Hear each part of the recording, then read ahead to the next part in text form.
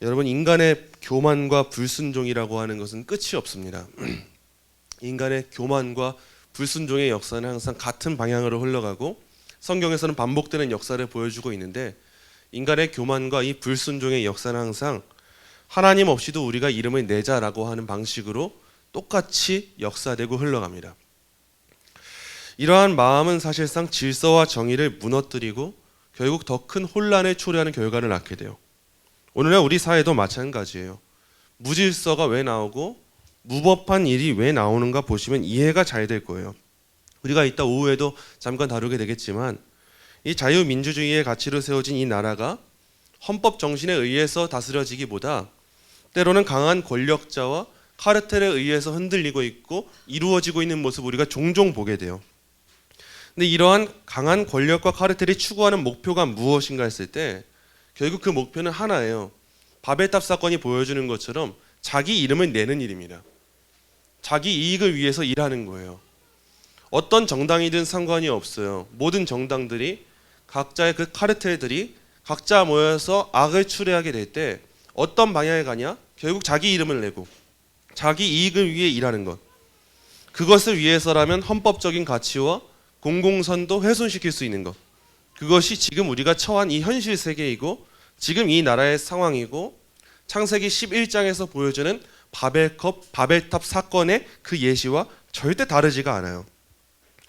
창세기 11장을 보면 너무 우리가 잘 알고 있는 사건이 등장을 합니다. 노아의 홍수 이후에 사람들이 점차 번성을 해요. 이게 하나님의 은혜거든요, 사실은. 홍수로 하나님이 심판하셨지만 심판하고 나서도 사람들은 번성을 해요.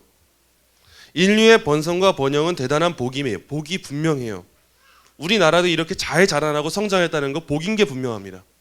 6.25 전쟁이 있고 나서도 이렇게 크게 번성했다는 거 믿겨지지 않을 만큼 대단한 복이에요. 근데 그 번성의 복이, 그 번영의 복이 하나님을 향하지 않고 하나님을 대적하는 방향으로 향하게 되었을 때 얼마나 무서운 일이 펼쳐지는가를 우리가 성경에서 발견해야 돼요.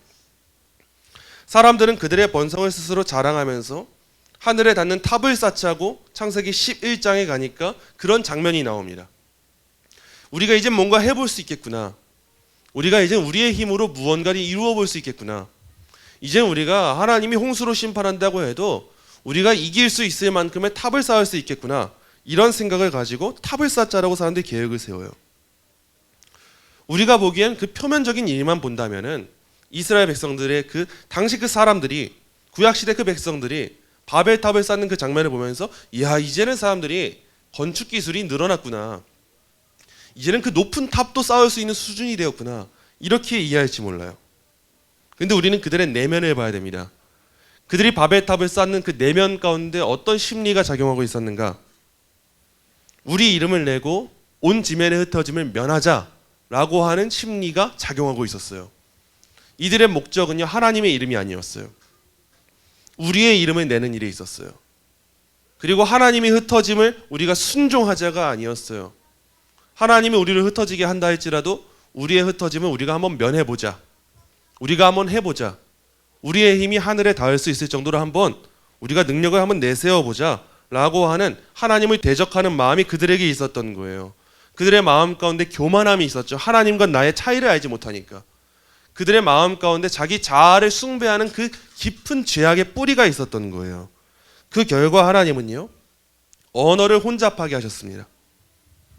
언어를 다 분열되게 하시고 모든 백성들이 흩어지게 하셨어요. 더 이상 서로 소통하지 못하게 하셨어요.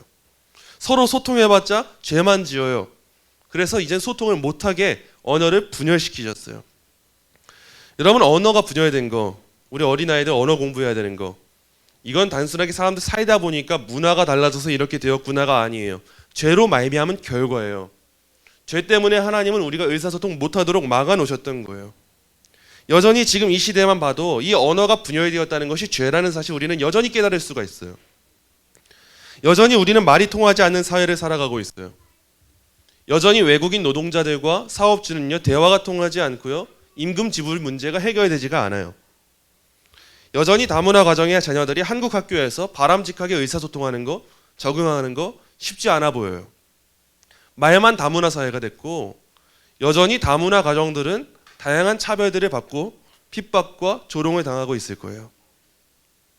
여전히 여당과 야당의 갈등은 끊이지 않을 것으로 보여요. 하나도 끊이지 않을 거예요. 헌법재판관들이 어떤 판정을 하든 다들 자기 말이 맞다고 우겨 싸우면서 그렇게 행동이 끊이지 않을 거예요. 여전히 SNS상에서는 다양한 집단들의 양극화 현상을 마주하게 될 거예요. 여전히 우리나라는 빈부격차가 점점 더 커지기만 할 거예요. 여전히 우리들은 한 교회 안에서도 다양한 의견 대립이 생길 거예요. 다양한 분열이 생길 거고요. 분쟁이 생길 거고요. 오늘 아침에도 뉴스 기사를 보니까 이제 명절이면 찾아오는 단골 질문들이 있잖아요. 여전히 여론조사를 해보니까 명절 때 제일 듣기 싫은 말 1위가 뭐냐? 결혼해라. 그 말 하지 마세요. 왜 눈치를 보세요? 결혼해라 1위예요, 1위. 그리고 2위가 취직 언제 할 거냐? 3위, 대학 언제 갈 거냐? 여러분, 이 문제는요, 시대가 바뀌어도 안 달라질 거예요. 내년에도 똑같이 등장할 거고요. 그리고 20, 30대가 뽑은 명절 세뱃돈 적당한 액수가 얼마냐? 20, 30대는 10만 원이래요. 근데 40, 50대는 5만 원이래요. 우리의 갈등과 고민은요, 끊이지 않아요. 생각하는 게 여전히 다르고요. 우리 딴에는 생각한다고 말하는 건데 누군가 느끼기에는 생각하는 게 아니게 될 수도 있어요. 나는 배려를 했는데, 나는 이해를 했는데, 나는 저 사람을 위해 한 말인데 여전히 우리의 죄라고 하는 것은 얼마나 거세고 얼마나 많은 분열을 낳게 되는 건지 생각하고 한 행동이 그 사람을 가장 생각하지 않는 행동이 될 수도 있다는 거예요. 이게 우리가 이번 명절 때 가장 조심해야 될 일이에요. 가족끼리 모이면 가족이라고 생각하면 우리가 하나가 될 것 같잖아요. 근데 가족마저도 하나 되지 못한다는 사실을 발견해야 돼요. 우리는 우리 가정이 진짜 하나가 되었구나, 이걸 발견하는 것도 중요해요. 근데 더 중요한 건 우리 가정 가운데 내면 깊숙이 있는 죄는 여전히 우리 가정을 하나 되게 하지 못하는구나, 이 사실을 우리가 전제 삼고 관계를 맺어야 되는 거예요. 이걸 아느냐 모르냐가 굉장히 큰 차이를 갖게 되는 거예요. 근데 오늘 놀랍게도 오늘 본문에 보면 우리가 잘 아는 사건이 등장해요. 오순절날 성령님이 강림하시는 사건이 등장합니다. 오순절 성령 강림 사건에서는 놀라운 언어적인 기적이 펼쳐져요. 이 언어적인 기적은요, 우리가 단순하게 표면만 보자면 어떻게 다른 나라 말을 배우지 않은 사람들이 다른 언어를 말하게 되는 거지? 어떻게 이해하지 못할 말을 하게 되는 거지? 우리는 그것만 주목하게 될 거예요. 그게 얼마나 대단한 기적인지, 이 오순절 성령 강림 사건을, 이 기적적인 사건을 교단의 가장 베이스로 삼는 교단도 우리나라에 있잖아요. 오순절 교단이 있을 정도잖아요. 기적을 사모하게 되니까요. 근데 우리는 오늘 본문에서 뭘 하려고 하냐면 눈앞에 보여지는 기적을 볼 것이 아니라 오늘은 이 기적을 통해서 이루어지는 일이 무엇인가를 볼 거예요. 오늘 본문, 오늘 설교의 제목도 마찬가지예요. 표면적 사건에 매몰되지 말고 하나님의 큰 일을 주목하라가 설교의 제목이에요. 그 이유가 뭐냐면 우리는 늘 눈앞에 펼쳐지는 표면을 보면서 마음이 다 사로잡히거든요. 누군가 어떤 기적적인 일을 경험했다? 그럼 나도 하고 싶다. 누군가가 잘 되는 걸 마주했다? 나도 잘 되고 싶다. 누군가가 예수님 믿었더니 기도하는 일들이 술술 풀렸다? 나도 기도해보고 싶다. 이런 식의 마음 빼앗기잖아요. 근데 오늘 본문의 교훈은요, 거기에 있지 않아요. 눈에 보여지는 표면적인 기적들, 표면적인 부흥들, 그게 무엇을 위해 주어진 일인가? 하나님의 큰 일을 말하기 위한 것이구나. 우리가 이걸 오늘 발견하게 되면 좋을 것 같아요. 오늘 본문 먼저 1절부터 4절의 말씀 보도록 할게요. 본문 1절부터 4절의 말씀 우리 함께 한 목소리로 읽겠습니다. 오순절 날이 이미 이름에 그들이 다 같이 한 곳에 모였더니 호련히 하늘로부터 급하고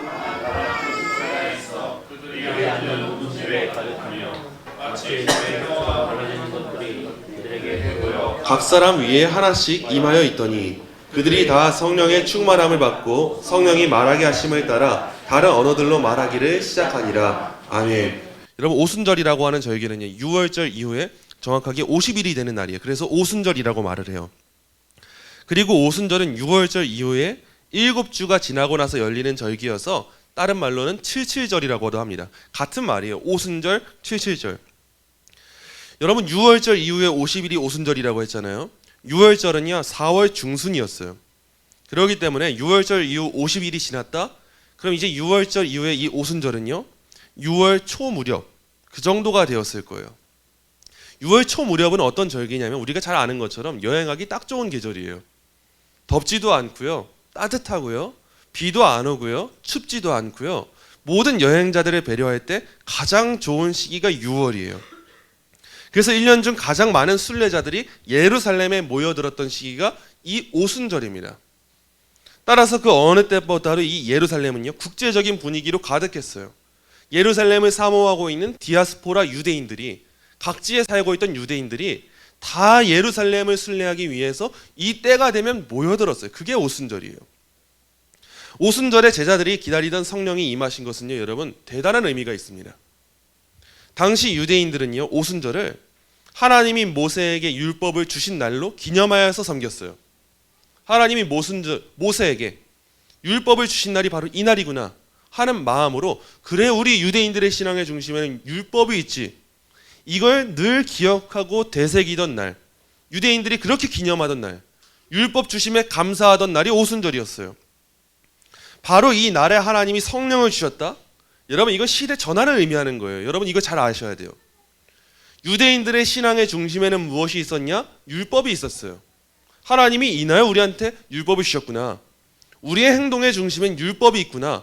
그걸 기념하여 지키던 날이 오순절이었는데, 바로 그날 하나님이 성령을 부어주셨다? 이건 무엇을 의미하냐? 이제는 우리의 신앙의 중심에 무엇이 있는가가 전환되었다는 거예요. 유대인들은 이전에 율법을 열심히 지키면서 신앙의 중심에 율법을 두고 그걸 기념하며 살아갔어요. 근데 바로 그걸 기념하는 그 날에 성령님이 임하시고 새로운 교회라고 하는 공동체가 이루어지게 되고 새 언약의 시대가 도래하게 되었다. 이 말은 무슨 뜻이냐면, 성령님이 임하신 신약시대의 성도들의 신앙의 중심에는 율법이 아니라 성령님이 거하시고 계시다는 사실을 보여주는 사건, 그게 바로 오순절 성령 강림 사건인 거예요. 오순절에 이 예루살렘에 제자들이 모여서 기도하고 있었어요. 예수님이 약속하신 성령님을 기다리면서 열흘 동안 기도하다가 이제 성령님이 임하시는 사건이 펼쳐지는 게 이 날이에요. 이때 제자들에게 세 가지의 큰 표면적인 기적이 이루어져요. 먼저 첫째가 뭐냐? 하늘로부터 급하고 강한 바람 소리가 들립니다. 열심히 제자들이 기도하고 있는데 하늘에서 급하고 강한 바람 소리가 휘몰아치듯이 들리는 거예요. 구약에서 바람은 종종 하나님의 영을 상징했어요. 에스겔이 환상을 볼 때도요, 골짜기에 있는 죽은 시체들, 마른 뼈들이 보였는데 하나님이 명하시면서 바람이 부니까 그 시체들에게 새 호흡이 들어가게 됩니다. 에스겔의 그 환상 가운데 나오는 마른 뼈를 살리시는 장면도 봐도 하나님의 호흡, 하나님의 바람이 들어가니까 새 생명이 불러일으키게 돼요. 이처럼 구약에서는 하나님의 영을 바람으로 묘사했단 말이죠. 근데 이런 바람 소리가 청각적으로 제자들에게 들리는 거예요. 어디선가 강한 바람 소리가 휘몰아치면서 이게 뭐지? 이게 무슨 일이지? 기도하고 있을 때 이 기적이 펼쳐지는 거예요. 이게 먼저 첫 번째 기적이에요. 그리고 두 번째 기적입니다. 불의 혀처럼 갈라지는 것들이 그들에게 보여서 각 사람 위에 하나씩 임하게 됐어요. 여러분, 구약에서 불은요, 신의 산에서 임했던 그 하나님의 영광을 연상케 하는 게 불이에요. 하나님의 임재를 보여주는 거. 그런데 이 불이 흥미롭게도 갈라졌다라고 표현하잖아요. 갈라졌다라는 말은 한 큰 불덩이가 각 사람에게 흩어져서 가게 되었다는 걸 보여주는 용어예요. 하나님의 임재를 상징하는 그 불이 각 사람의 머리 위에 임하게 되었대요. 이제는 그 하나님의 영이, 하나님의 성령이 각 사람의 소유가 되었다는 거예요. 각 사람에게 임하게 되었다는 거예요. 놀라운 그 불이 임하는 장면이 이제는 어떻게 들려지냐, 어떻게 보여지냐, 시각적으로 기도하고 있던 이 제자들에게 보여지게 된 거예요. 청각적으로는 바람이 불러일으켜졌고 시각적으로는 불이 각 사람 위에 임하게 된 그 장면이 제자들에게, 공동체에게 보여지게 된 거예요. 그리고 셋째 기적이 펼쳐집니다. 그들이 이제 성령으로 충만함을 받게 되니까요, 배운 적도 없는 다른 언어들로 말하기 시작하는 거예요. 이 광경을 목격하는 각 사람은요, 이 언어를 각자 자기 지역의 언어로 듣게 됐어요. 배운 적 없는 실제 외국어가 성령의 충만함을 받은 이들한테 발생하게 된 거예요. 제가 중국어를 하나도 못해요. 니하오밖에 못해요. 워스 한국어로는 할 수 있어요. 저는 한국 사람입니다. 이건 할 수 있는데 다른 말을 못해요. 근데 제 말을 알아들을 수 있는 최호 형사님이 알아들을 수 있도록 제가 갑자기 중국어를 해버리는 이 기적이 펼쳐진 거예요. 오순절에. 우리 언어가 흩어졌던 것이 갑자기 언어가 일치하게 되고 언어가 들려지게 되는 놀라운 역사가 임하게 된 거예요. 지금 이렇게 세 가지 전환이 이루어진 겁니다. 표면적인 사건이 이루어졌어요. 청각적으로 바람 소리가 들리고요. 시각적으로 불이 보여요. 그리고 언어적으로 언어가 각자가 들을 수 있는 언어로 디아스포라 유대인들이 몰려들었을 때 각 지역에서 들을 수 있는 언어로 전환되는 역사가 이루어진 거예요. 여러분 너무 기적적인 일이잖아요. 어떻게 안 놀랄 수가 있겠어요. 지금 우리 교회에서 이런 일이 펼쳐진다? 우리 교회에서 강한 바람 소리가 들린다? 각 사람 머리 위에 불이 임했다? 각 사람이 다른 언어를 말하기 시작했다? 여러분 이건 굉장한 이슈거리가 될 거예요. 우리 교회뿐이겠습니까? 주변 교회들도 몰려들어가지고 아니 이게 무슨 일이야? 놀랄 거예요.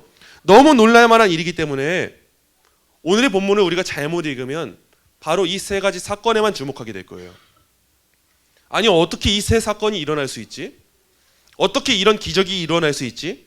잘못 해석하게 되면 우리가 이 사건에만 초점을 맞추면서 오늘 본문에 주목하게 될 거예요. 근데 오늘의 본문을 우리가 잘 살펴보면요.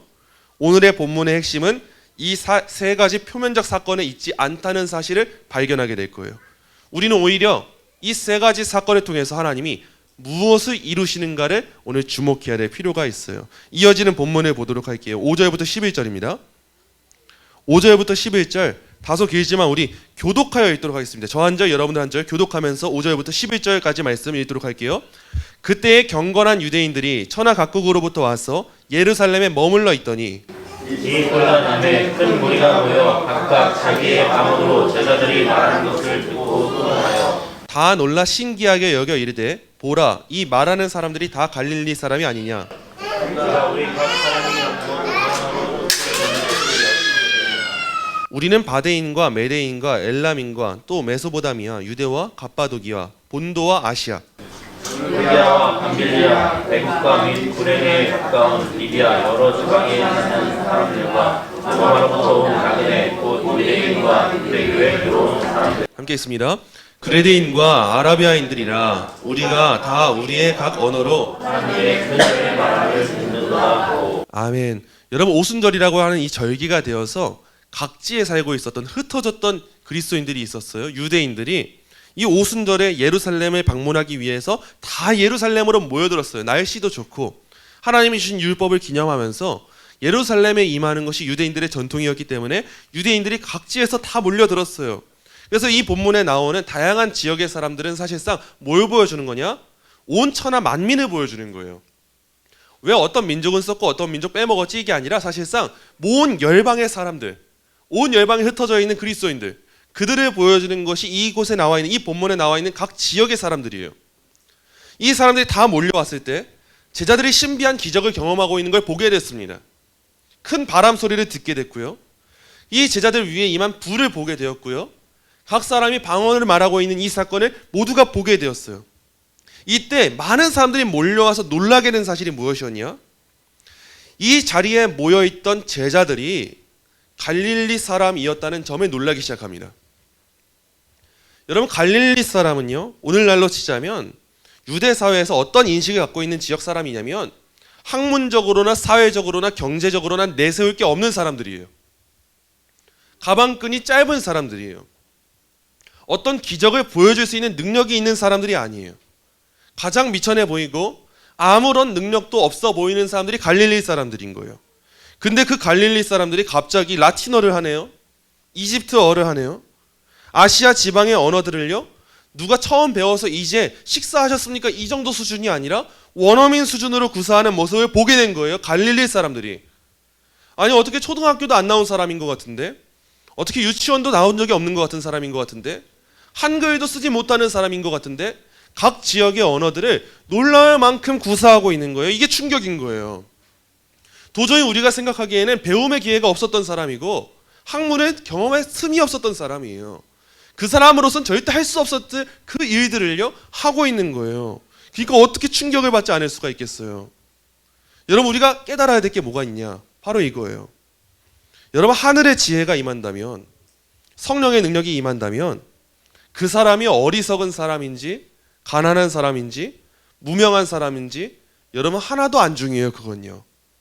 하나님의 능력이 임한다면 그 사람의 배경이 어떠했는가? 그 사람이 어떤 집에 거하고 있었는가? 그들이 얼마나 많은 재물을 가지고 있었는가? 얼마나 많은 학원을 다녔는가? 얼마나 많은 친구를 사귀고 있었는가? 얼마나 좋은 대학교에 나왔는가? 얼마나 좋은 결혼을 했는가? 하나도 안 중요해요. 이 갈릴리 사람인 제자들은요, 누구보다 당당했어요. 위축되지 않았어요. 위 사람들이 위축되지 않았던 이유가 무엇이냐? 세상은 가지지 못한 참된 지혜를 갖고 있어서 그래요. 내가 비록 배움은 짧아도 상관없어요. 왜냐? 서울대 나온 대단한 박사들보다 나는 세상의 지혜를 소유한 사람이거든요. 그들은 알지 못하는 하나님 나라의 지식을 아는 사람들이거든요. 그들은 소유하지 못한 성령의 능력을 소유한 사람들이거든요. 이걸 알게 되었을 때 내 안에 있었던 그 자격지심과 낮아져 버린 자존감은 하나도 중요하지 않아요. 전환되는 거예요. 가치 체계가 다 뒤바뀐 거예요. 우리가 세상에 살아갈 때는 대단한 배움이 있어야 돼요. 대단한 가치가 있어야 되고요. 사람들의 명성도 있어야 되고요. 재산도 있어야 되고 다 있어야 돼요. 근데 그 사람들은 떳떳하고 자랑스럽게 여기지 못하지만 우리는 아무것도 못 가졌어도 떳떳하고 자랑스러울 수 있는 그 자신감 있는 모습으로 살아갈 수 있다는 거예요. 왜냐? 하늘의 지혜가 임했기 때문에. 내가 갈릴리 사람인가 어떤 사람인가 하나도 중요하지 않아요. 세상은 가지지 못한 일을 우리는 가졌기 때문에 오늘 우리는 당당하게 전할 수 있는 거예요. 나는 모르는 것을, 그 사람은 모르는 것을 나는 알고 있으니까 우리는 오늘도 복음을 전하는 능력, 그걸 감당할 수 있게 되는 거예요. 여러분, 그래서 우리가 더 관심을 가져야 될 게 이거예요. 놀라운 신비 체험하는 거 좋아요. 우리가 주목해야 될 건 이거예요. 그래서 우리는 무엇을 했는가? 우린 여기에 더 초점을 맞춰야 돼요. 우리가 청각적인 대단한 바람 소리를 들은 거 좋아요. 근데 그래서 어떻게 하겠는가는 더 중요한 일이에요. 시각적으로 불이 머리 위에 임했다 본 거 좋아요. 근데 더 중요한 건 그래서 어떻게 하는가고요. 우리가 다양한 언어로 말한 거 좋아요. 근데 그래서 우리가 하는 일이 무엇인가를 이제 우리가 주목해야 돼요. 우리가 받은 은사들도 바로 여기에 주목해야 돼요. 우리가 받은 사랑의 은사가 있을 거예요. 섬김의 은사가 있을 거고요. 찬양의 은사가 있을 거고요. 교제의 은사가 있을 거고요. 다 좋아요. 근데 성령님이 충만에 임하시고 나서 각기 다른 방언으로 말하는 그 제자들이 무엇을 했는가가 중요해요. 그걸 내세웠는가? 자랑했는가? 우리는 그걸 봐야 되는 거예요. 그들이 자신의 언어 능력을 자랑하고 과시한다면요, 그 은사는요 없는 것보다 못합니다. 오히려 그들의 죄를 더 가중하게 시킬 뿐이에요. 그들에게 바람과 불로 성령님이 임하셔도요, 그들이 하나님 나라 일을 위해서 열심을 다하지 못한다? 그 은사를 경험하지 못한 것보다 못해요. 여러분, 우리가 이 사실을 발견해야 돼요. 우리한테 어떤 은사가 있는가 생각하시면서 내가 그 은사를 가지고 어떤 일을 감당하고 있는가, 여러분 이걸 주목하셔야 돼요. 아버지가 아이한테 생일 파티를 준비한다고 한번 생각해 보세요. 아빠가 열심으로 아이를 위해서, 자녀를 위해 생일 파티를 준비한 거예요. 집안 가득 아빠가 열심히 풍선을 만들어 놨고요. 예쁜 장식을 다 붙여놨어요. 그리고 아이가 좋아하는 간식도 준비해 놨고요. 먹고 싶어 하던 예쁜 케이크도 준비해 놨어요. 그리고 아이가 가장 갖고 싶어 하던 아름다운 선물도 준비해 놨어요. 그리고 생일 파티가 시작하자 아이는 이제 풍선이며 폭죽이며 케이크며 정신을 쏟느라 정신이 없는 거예요, 아이가. 아버지가 준비한 선물도 잘 받았어요. 너무 신났어요. 정신이 없는 거예요. 와, 풍선 예쁘다. 와, 폭죽 예쁘다. 와, 케이크 맛있다. 선물 진짜 좋은 선물이다. 너무 신난다. 눈에 보이는 거에 마음이 빼앗겨서 그냥 정신없다 생각해 보세요. 이때 아버지가 묻는 거예요. 뭐가 제일 좋았니? 아이가 어릴 땐 이것만 답할 거예요. 풍선이 있어서 좋았어요. 선물 받아서 좋았어요. 케이크가 맛있어서 좋았어요. 근데 아버지가 진짜 원하는 건 뭐예요? 그 선물이건 풍선이건 폭죽이건 그걸 준비한 아버지의 마음을 알아보는 거예요. 그걸 보지 못한다면 사실상 풍선이 예쁘든 케이크가 맛있었든 그 일은요 사실 그렇게 크게 중요한 일은 아니게 되는 거예요. 하나님이 우리한테 주신 은사들도 그래요. 눈앞에 보여주신 표면적인 기적들도 그래요. 때때로 우리는 기도하면서 기도의 응답을 받는 경험들을 마주하게 될 거예요. 그리고 하나님이 놀랍도록 우리의 인생을 인도해 주신다는 사건들도 마주하게 될 거예요. 때로는 병이 나을 수도 있고요. 관계가 개선될 수도 있고요. 우리가 그렇게 걱정하고 고민하던 문제가 해결될 수도 있고요. 하나님이 신비한 일들을 경험하게 하실 수도 있고요. 놀라운 은사를 체험하게 하실 수도 있고요. 다양한 일들이 있어요. 근데 그래서 우리가 하나님 나라를 위해서 일하지 않는다? 이스라엘 백성들, 이 제자들에게 지금 임한 이 방언을 가지고 제자들이 하나님의 일을 감당하는 것이 아니라 영어 학원 차렸다 생각해 보세요. 언어 학원 차려가지고 이렇게 언어를 열심히 구사할 수 있는 사람이 있습니다. 자랑했다 생각해 보세요. 여러분, 그 기적은 없는 것보다 못한 기적이 되는 거예요. 제자들에게 임한 방언의 기적도요, 그 일이 전부가 아니에요. 이 자리에 모인 경건한 유대인들로 하여금 이런 고백을 낳게 하기 위해 했던 게 이 방언의 기적이, 이 고백이에요. 우리가 다 우리의 각 언어로 하나님의 큰 일을 말함을 듣는도다. 여러분, 이 고백을 위해 하나님이 놀라운 방언의 기적의 역사를 허락하셨던 거예요. 구원의 이야기하도록, 예수님의 십자가와 부활의 이야기하도록, 하나님의 구원에 대한 이야기하도록, 복음 전파의 사명 감당하도록, 하나님의 높으심을 더 고백하도록, 하나님을 더 찬양하도록, 하나님 예배에 마땅하도록, 다양한 사람들에게 그 메시지 전달하도록 다른 언어로 말할 수 있는 기적을 하나님이 허락하셨던 거예요. 그래서 이 일을 통해서 무엇이 이루어지냐? 이전에 있었던 언어의 장벽이 무너지게 됩니다. 언어의 장벽이 복음 전파를 가로막았다면 그 장벽이 무너졌어요. 왜 무너졌냐를 보시는 거예요. 왜 언어의 장벽이 무너졌을까? 친하게 지내라고, 화목하게 지내라고. 그게 아니에요. 복음 전파하라고, 하나님의 큰 일을 말하라고, 하나님의 높으심을 고백하라고, 하나님 영광을 위해 살아가라고. 그 장벽이 허물어진 거예요. 온 세계가 모여서 하나님을 찬양하라고 그 장벽이 무너진 거예요. 성령님이 임하시니까 그 장벽이 허물어지고 모든 사람들이 하나님의 큰 일에 대해서 선포하는 놀라운 일이 펼쳐진 거예요. 우리는 오늘 이걸 주목해야 되는 거예요. 여러분, 과연 우리의 시선이 어디 있는가 한번 생각해 보세요. 내 신앙생활을 한번 돌아보는 거예요. 신앙생활을 한다고 할 때 우리는 이거 생활이기 때문에, 삶이기 때문에 다양한 사건들을 마주하게 돼요. 우리는 어쩔 수가 없어요.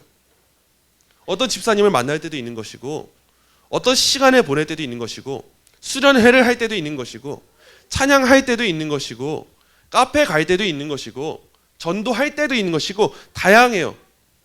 근데 우리의 시선이 어디에 있었는가를 여러분 한번 곰곰이 생각해 보세요. 내 시선은 항상 표면에 머물렀는가?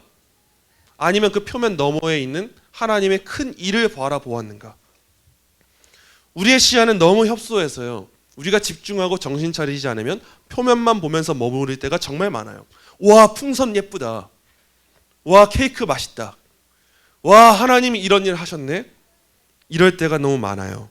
근데 오순절 성령 강림 사건을 두고서도 이런 일들이 펼쳐져요. 사람들의 반응이 두 가지로 갈리게 돼요. 12절 13절이에요. 본문 12절 13절 우리 한 목소리로 읽겠습니다. 다 놀라며 당황하여 서로 이르되,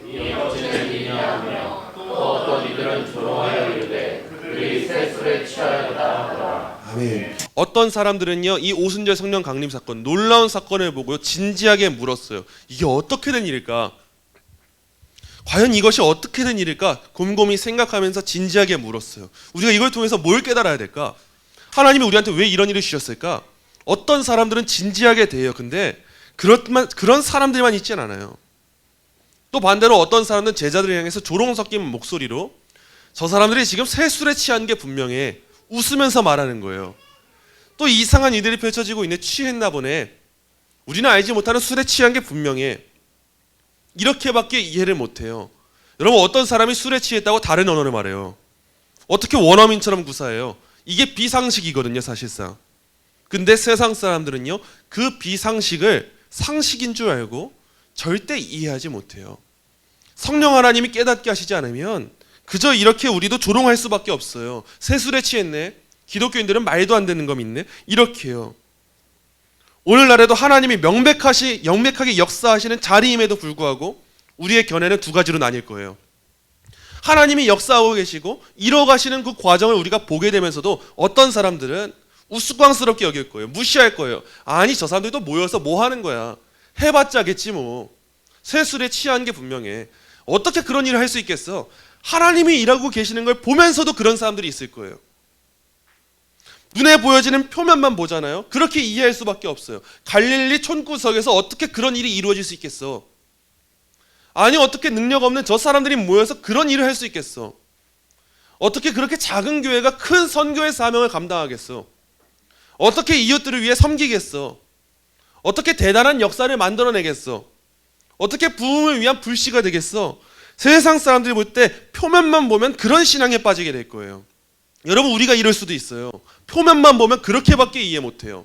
갈릴리 사람들이 무슨 그런 일을 한다고. 근데 믿음의 눈으로 이 사건을 바라보잖아요. 그러면은 바벨탑 사건 이후 놀랍도록 하나 되는 사건을 이루시는 성령님의 일을 바라보는 그 안목을 가지게 되는 거예요. 그게 오순절 성령 강림 사건을 대하는 자세인 거예요. 우리의 시선을 여러분 표면에 두시면 안 됩니다. 우리의 시선을 더 넓혀서 확장시켜야 돼요. 눈에 보여지는 것만 따라가다가 아무것도 못 보고 돌아올 수도 있어요. 우리는 표면이 아니라 하나님의 큰 일을 봐야 돼요. 우리 교회도 다양한 일들 경험할 수 있어요. 병이 나을 수 있어요. 고난 극복할 수 있어요. 부흥을 경험할 수도 있어요. 가족이 구원받을 수도 있어요. 여러분, 우리가 그토록 기도하는 가족들 어느 한순간 기적적으로 함께 예배하고 우리보다 더 큰 믿음 갖게 되는 놀라운 역사 경험할 수도 있어요. 세상적으로 우리가 무식할지 몰라도 우리는 대단한 지식을 가진 교회가 될 수도 있어요. 세상적으로 슬픔만 가져야 될 것 같은 사람들이 모인 공동체인데 희한하게 주일만 되면 우리한테 가장 큰 기쁨이 넘칠 수도 있어요. 다 좋아요. 그런데 우리가 기억해야 될 건 뭐냐? 그건 전부가 아니라는 거예요. 거기서 끝이 아니라는 거예요. 거기서 안주하고 머물면 우리는 그저 세상과 똑같은 수준에 머물게 될 거예요. 근데 우리는 이제 더 나아가서 무엇을 해야 되냐? 하나님이 왜 우리한테 그 시간을 허락하셨지? 하나님이 우리한테 왜 그 기적을 허락하셨지? 하나님이 왜 우리한테 그 기쁨을 주셨지? 왜 하나님이 우리 교회를 통해서 일하시지? 왜 하나님이 갈릴리 사람과 같은 나를 계속 부르시는 거지? 왜 나를 계속 복음 전하라고 하시는 거지? 왜 나를 찬양하라고 하시는 거지? 하나님을 큰 일을 말하는 도구가 내가 되어야 하는 거구나. 그러라고 나를 부르셨구나. 우리가 그 사실을 발견해야 되는 거예요. 우리가 진지하게 하나님의 큰 일을 주목하게 된다면 이제 우리는 다른 건 다 중요하지 않게 됩니다. 보잘것없는 우리들이어도 상관이 없어요. 하나님의 큰 일을 위해서 주목받게 된다면, 쓰임받게 된다면. 별로 유명하지 않은 지역에서 교육도 못 받고 자라나도 상관없어요. 하나님의 큰 일을 위해서 쓰임받는다면 뭐가 문제가 되겠어요? 화목하지 않은 가정에서 우리 아이들 자라나도 하나도 중요하지 않아요. 하나님의 큰 일을 위해서 쓰임받게 된다면 그것은 수단이 되는 것이지, 과정이 되는 것이지 결과가 되는 건 아니라는 사실을 우리가 발견하게 되는 거예요. 말씀을 맺도록 할게요. 사랑하는 성도 여러분, 오늘의 말씀이 우리한테 교훈하는 내용이 있어요. 우리도 각자가 각자의 삶을 살아가다 보면 때때로 매우 힘든, 경험하기 싫은 사건들을 경험하게 될 수밖에 없습니다. 그게 뭐 재정이든 건강이든 관계든 우리가 생활을 하기 때문에 다양한 고난은 찾아올 수밖에 없어요. 이때 우리가 눈앞에 보여지는 표면만 본다면 우리는 낙심을 안 하는 게 비정상이에요. 낙심을 할 수밖에 없어요. 근데 오늘 본문에서 우리한테 보여주고 있는 내용은요, 이 눈앞의 현실 너머에서 하나님의 더 큰 계획이 이루어지고 있음을 믿으라는 거예요. 우리는 믿어야 돼요. 하나님이 역사를 주관하시는데도요, 바벨탑 사건이 이루어집니다, 여러분. 하나님은 그때도 하나님이셨어요. 그때도 주권자셨어요.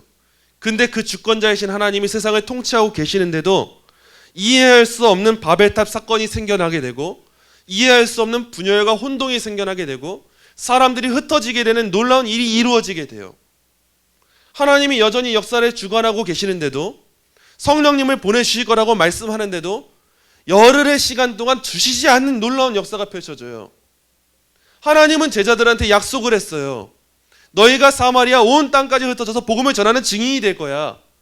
근데 제자들이 더 결집되고 믿음을 가지기는커녕 스데반 집사 한 명 죽는 거 보고 나니까 다 도망가게 되는 일이 펼쳐져요. 그리스도인들이, 경건한 사람들이 다 겁먹어서 도망갑니다. 우린 이걸 보면서 아니, 하나님의 일이 이루어지는 게 맞아? 표면만 보면 이렇게 생각할 수밖에 없어요. 하나님이 아브라함에게 자녀를 준다고 약속하시고 번성케 하실 거라고 약속하셨어요. 근데 아브라함의 민족을 잘 살펴보게 되면 아무리 봐도 번성할 민족처럼 보이지가 않아요. 모세를 세우시고 약속하세요. 근데 모세를 세우시고 하시는 약속도 아무리 봐도 이해되지 않은 삶의 연속인 거예요. 애굽 땅에서 어떻게 될지 이해할 수가 없어요. 야곱이 왜 그런 삶을 살았는지 이해할 수가 없어요. 출애굽기 1장만 가도 하나님의 대단한 약속을 이루는 민족처럼 안 보여요. 요셉을 알지 못하는 왕이 나와서 다 박해하고 핍박만 해요. 400년을 속박을 해요. 그 400년의 시간을 우리는 표면적으로 볼 때 절대 이해하지 못합니다. 근데 하나님의 약속은 분명히 그 시간 가운데서도 이어지고 있었어요. 한 번도 놓치신 적이 없었어요. 그 400년의 애굽 종살이는 하나님의 언약을 이루는 수단이었어요. 결과가 아니었어요. 그 시간에 다 겪고 나서야 이스라엘 백성들이 가나안 땅에 도달하게 될 때 하나님의 약속이 성취되는구나를 보고 깨닫게 되는 거예요. 여러분, 우리의 삶이 그렇습니다. 우리의 삶이 표면을 볼 때는 그 400년 속박의 시간일지도 몰라요. 하나님이 주권자인데 왜 바벨탑 사건이 주어지는지 이해하지 못할 때가 찾아와요. 하나님이 분명 우리 가정을 이렇게 세우셔야 되는데 왜 계속 분열만 되지? 왜 분란만 생기는 거지? 왜 혼동만 생기는 거지? 이해하지 못할 사건이 찾아올지도 몰라요. 나는 믿음으로 살겠노라 결단하는데 점점 내 가족은 믿음으로 살기 어려운 일들만 펼쳐질 때가 종종 찾아오게 돼요. 이제 진짜 하나님 나라 위해서 내가 다 살겠노라 다짐했는데 재정이든 건강이든 다 무너지는 사건들이 종종 찾아오게 돼요. 이해하지 못하게. 그럼에도 하나님의 약속이 이루어지고 있다는 사실, 그 사실을 보라고 교훈하는 것이 오늘 오순절 성령 강림 사건이에요. 바벨탑 사건이 낳은 분열이요, 신약 시대에 오니까 해결이 됩니다. 성령 강림 사건이 오고 나서야 이제 새롭게 묶어지는 공동체를 낳게 돼요. 그러면서 이때 성도들은 이제야 알게 되는 거예요. 아, 하나님은 분열된 세상을 내버려 두신 게 아니었구나. 맞구나. 하나님은 더 큰 은혜를 위한 계획이 있으신 분이었구나. 예수님의 승천은 우리를 홀로 내버려 두신 승천이 아니었고 진짜 약속하신 보혜사 성령님을 보내주시는 승천이었구나.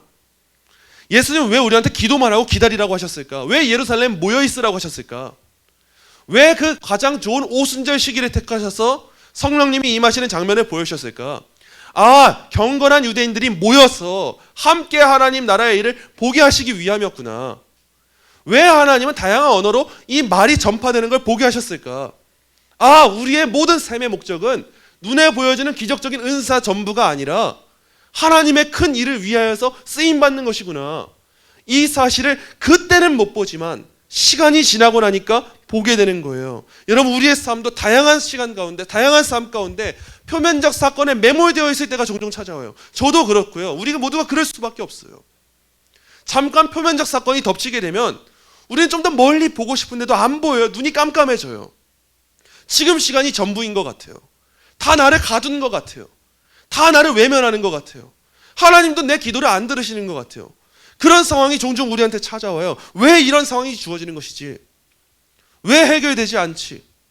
왜 이런 갈등은 계속 주어지는 거지? 하나님은 왜 나한테 이런 일 주시는 거지? 이때는 또 세상 사람들이 우리한테 다 찾아와요. 다 찾아와서 우리를 조롱하기만 해요. 너희 하나님은 그런 분이야. 너희는 진짜 세술에 취한 거야. 아직도 그걸 믿고 있어? 아직도 거의 혼란에서 벗어나지 못하고 있어? 하나님이 살아계시다면 왜 그렇게 살아가고 있어? 세상 사람들이 와서 조롱하고 심지어는 그리스도인들도 와서 조롱을 해요. 욥의 친구들이 그랬던 것처럼 너 때문에 그런 일이야. 너가 그런 일 만든 거야. 하나님이 그랬을 리가 없어. 이럴 때만 되면 그렇게 틈을 타서 우리를 찾아와요. 근데 진정한 믿음의 눈으로 멀리 내다보잖아요. 그러면은 우리의 고난과 삶의 문제와 아픔 너머에 계신 하나님의 손길, 그것을 우리가 발견하게 될 거예요. 우리가 하나님의 큰 일을 발견하게 되고 그 일을 높이 찬양하게 될 때 비로소 우리는 고난 속에서도 위로와 용기를 갖게 되고 하나님의 큰 일을 전하는 담대한 전파자가 될 수 있는 거예요. 여러분, 혹시 지금 여러분에게 바벨탑처럼 느껴지는 갈등과 어려움이 있으십니까? 혹은 겉으로 드러나는 사건이 너무 커서 내 믿음이 흔들릴 수밖에 없을 만큼 낙심이 찾아오십니까? 그렇다면 꼭 오늘 본문의 오순절 성령 강림 사건을 기억하세요. 바벨탑의 언어 혼란도 하나님은 역전시키는 하나님이세요. 그 하나님은 지금도 우리를 떠나지 않으시고 우리와 함께 거하시고 지금도 우리를 향한 놀라운 계획과 역사를 이루시는 중이세요. 우리가 볼 때는 단지 해결 불가능한 갈등이 커져만 가는 것 같을지라도 하나님은 그 뒤에서 거대한 구원의 역사를 지금도 하나하나 차곡차곡 만들어가는 중이세요. 그 하나님을 바라보면서 우리의 고백이, 매일매일의 고백이 욥이 했던 고백과 같아지기를 소망합니다. 우리 함께 마지막으로 욥기 23장 8절부터 10절의 말씀, 우리 함께 한 목소리로 읽고 오늘 말씀 맺도록 하겠습니다. 함께 읽겠습니다. 그런데 내가 앞으로 가도 그가 아니 계시고 뒤로 가도 보이지 아니하며 그가 왼쪽에서 일하시나 내가 만날 수 없고 그가 오른쪽으로 돌이키시나 배울 수 없구나. 그러나 내가 가는 길에 그가 아시나니 그가 나를 단련하신 후에는 내가 순금같이 되어 나오리라. 아멘. 여러분, 이 욥의 고백을 늘 기억하세요. 욥의 상황이 어떠했는가? 이 놀라운 고백이 어떤 상황이었는가? 앞으로 가도 하나님이 안 계시는 것 같아요. 뒤로 가도 보이지 않아요. 왼쪽에서 일하시는데 만날 수가 없어요. 오른쪽으로 돌이키시는데 배울 수가 없어요. 하나님 희한하게 우리한테 그 시간을 주실 때가 있어요. 아무리 하나님을 찾아도 만날 수가 없을 것 같은 시간들, 아무리 이해하려고 해도 이해할 수 없을 것만 같은 그 시간들. 근데 이 시간이 지나니까 고백하는 거예요. 결국 나의 길은 하나님이 아세요. 하나님이 나를 지금 순금과 같이 정금과 같이 만들고 계십니다. 하나님 나를 온전한 길로 인도하고 계세요. 하나님 찬양받아 마땅하세요. 이 고백을 하게 만드시는 분이 우리 하나님이신 거예요. 하나님 우리의 삶 가운데 지금도 놀라운 구원의 큰 일을 이루고 계세요. 이 일을 바라보는 안목을 가지시고 여러분 힘들 때 지칠 때 낭망할 때 잠시라도 여러분 버티셔야 돼요. 건디셔야 돼요. 그리고 그 사건을 보기보다 늘 그 너머를 보는 훈련을 하셔야 됩니다. 지금 하나님이 이 일을 왜 주셨을까? 하나님의 큰 일이 있을 거야. 하나님이 이 일을 이루고 계실 거야. 이러한 믿음을 갖고 나아가는 저와 여러분 되시길 간절히 소망합니다.